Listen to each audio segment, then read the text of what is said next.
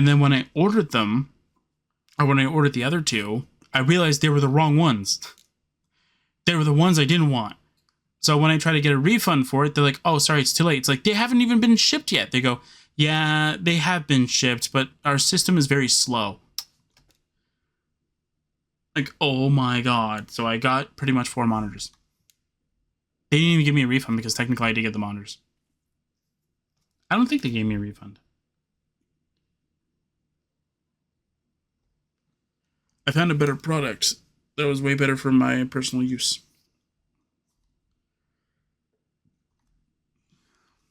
Which are these ones. And these ones are at 100 hertz, by the way. I had to, I changed them. Which is also kind of funny, though, because each and every time I play a game,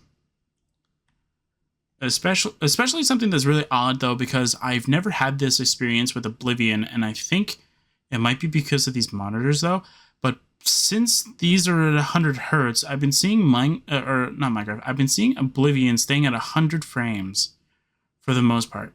The only time it ever dips is when something's wrong with the game, or when you do something wrong. So I recently went through an entire texture reformatting thing where I've been changing how the folder structure works, kind of thing. Want to know what happened, though? When I wanted to see what changes happened, the entire PC lagged. It has no textures to load. It's trying to find a texture that's not there. So it's trying to load something that doesn't exist, and it's lagging. And I'm like, how are you lagging? Like, this doesn't make any sense. You're not loading anything. You're trying to load something. But yeah, I think I changed so many different, I changed like so many things in the folder structure. I missed, I don't want to say missed, because now I did it. But like, I didn't do 3 that I shouldn't have done in the first place, but I chose to do them anyway because I wanted to. And like I went from like 100 frames to, I think it was like 30 or like 4. There was like 30 to 50, I think, depending on where you were looking. And it's like, are you kidding me? Like, that's a huge jump. And I was so surprised.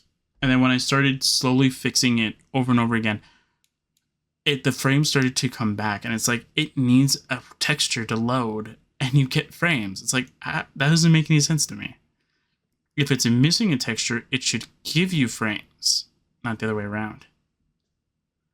But it's also probably like, if you have a higher resolution texture, it's probably going to lag your game anyway.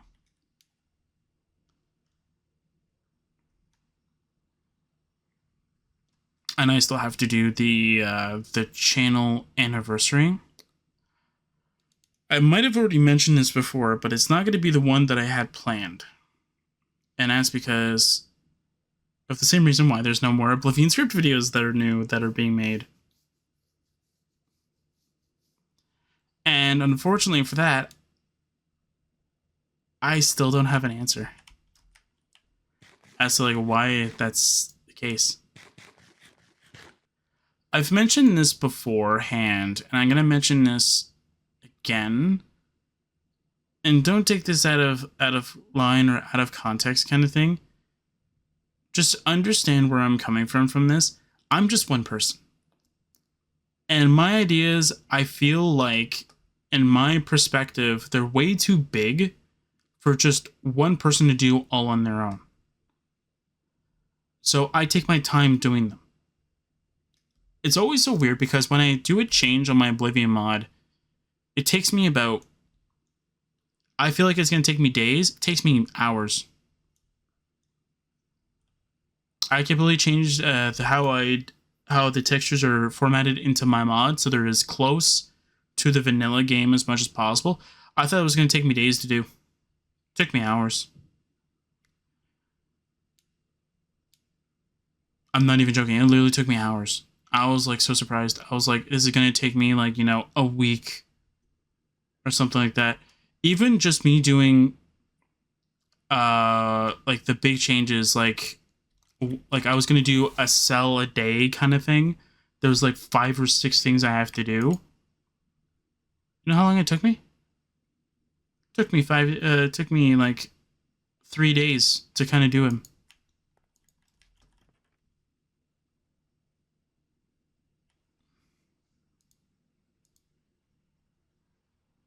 I don't think the game likes me today.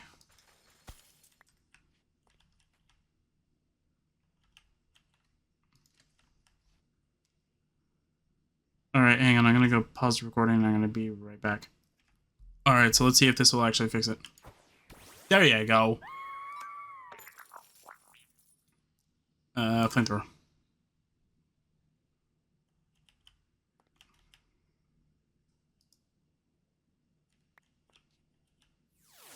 Oh, that's weird. There's no audio.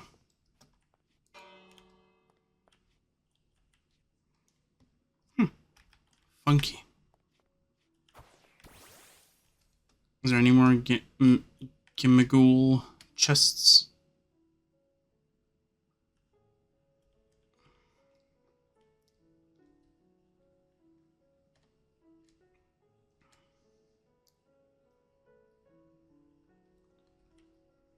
But yeah, so I'm going to have to delay what I really wanted to do for a different special.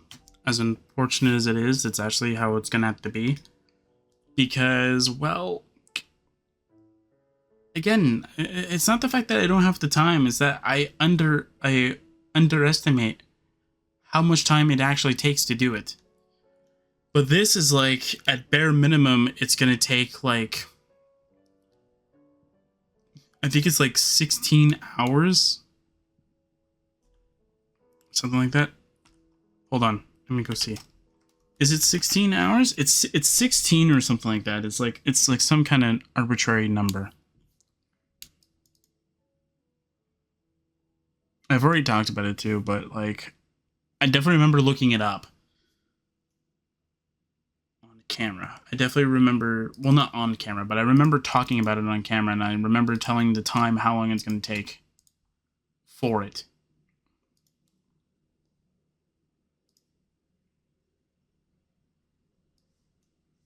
Nope.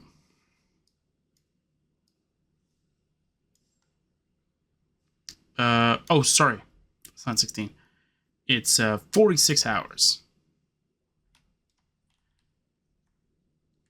It's going to take 46 hours for me to just go through the basic thing. That's 2 full days. That's a lot. And not only that, that's just me doing like very simple things.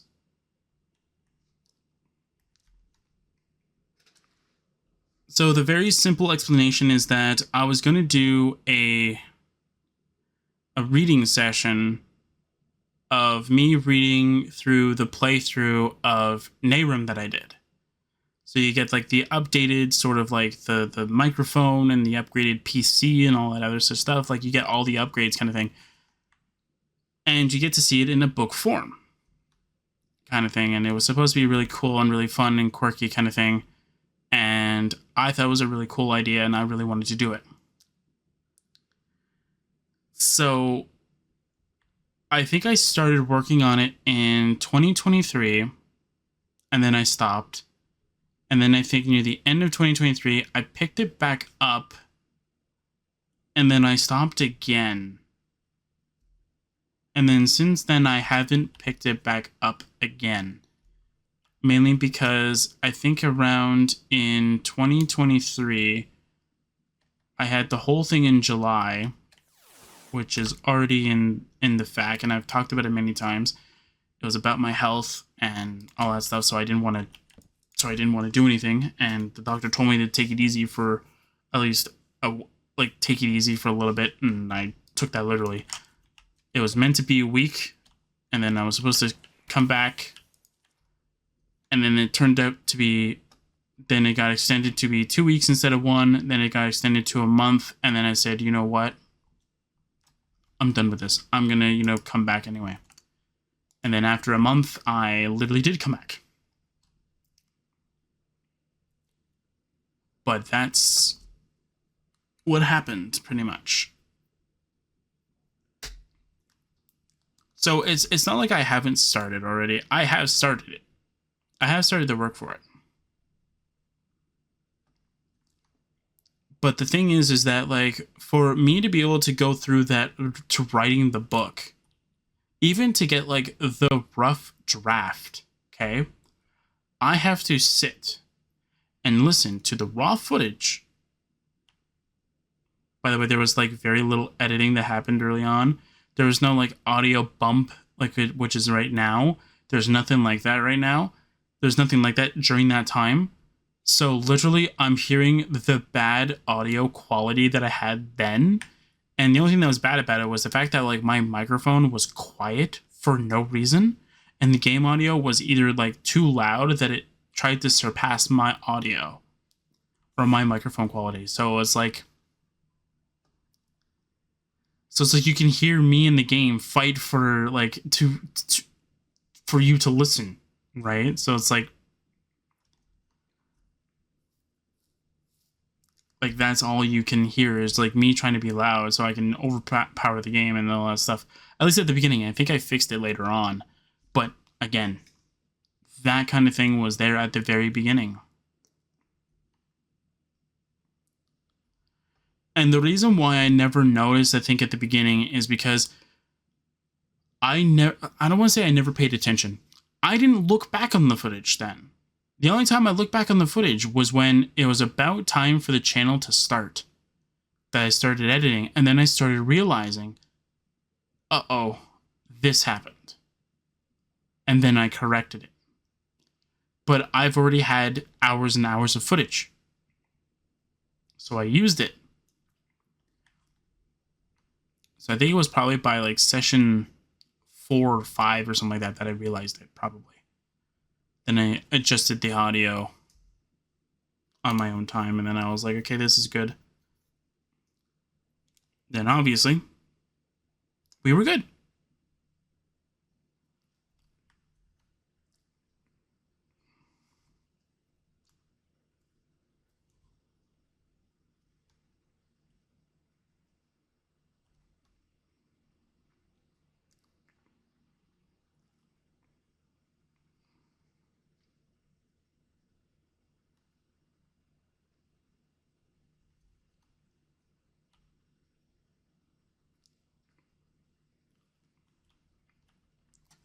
But yeah, so like pretty much like the whole thing was supposed to be like me sitting down in a chair doing that, and if I was actually a decent editor, what I would have done was have like the video representation as a faded in the background kind of thing. So like you would see like my character moving around, showing these beautiful sights kind of thing. I'm not that good of an editor. I don't even know how to do that, first of all. And the amount of effort I would have to do for that, I don't feel like is worth for my channel being in this small. Maybe in the future it will happen. Maybe when I'm bigger, kind of thing. But like I think for now it's like it's not worth it. But I do feel like that would be a really cool idea though. At least the book part sounds like it's a really cool idea, so it's like people can read about it.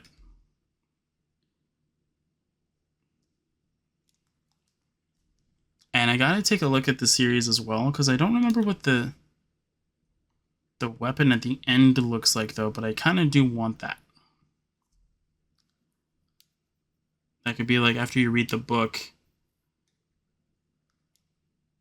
and you close the book or whatever.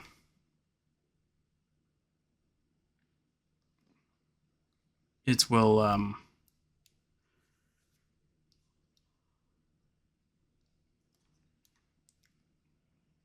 it will give you the sword, and then you'll be like, oh my god, I got the sword that's in the story. Like, it came out of nowhere. I think it was like the strongest sword in the game.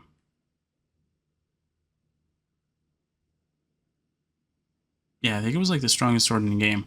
We got it very early than we should have, but the only reason why is because we had the Dark King's armor in there. But the only reason why I did that, and the reason why I'm not doing it for Enderall, is because for Nehrim, I've already played it before. I didn't finish.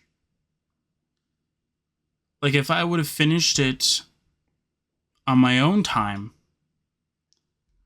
then I would have done it the same as I'm doing with Enroll. I just would have been like a little bit more like, oh, I know what I'm doing kind of thing. For Enroll, I don't know what I'm doing. I'm basing all my knowledge on Skyrim. That's how it is. That's why I'm like, oh, fire should be able to ramp up so much damage, is because that's how fire damage works in Skyrim. Fire damage is that enemies that are on fire take extra fire damage. Like, that makes sense. So for Enderroll, I'm trying to translate that over there. Even if it doesn't work for Enderroll, though, in my mind, it's working. But for Nehrim, I already played it in a weird way, but I still did play it, though. So there's a different version you can find on the Nexus that allows you to play it using Oblivion. It makes Nehrim count as a separate mod that you can start at any point. It's sort of like how, if you've ever played more Oblivion, it's like that.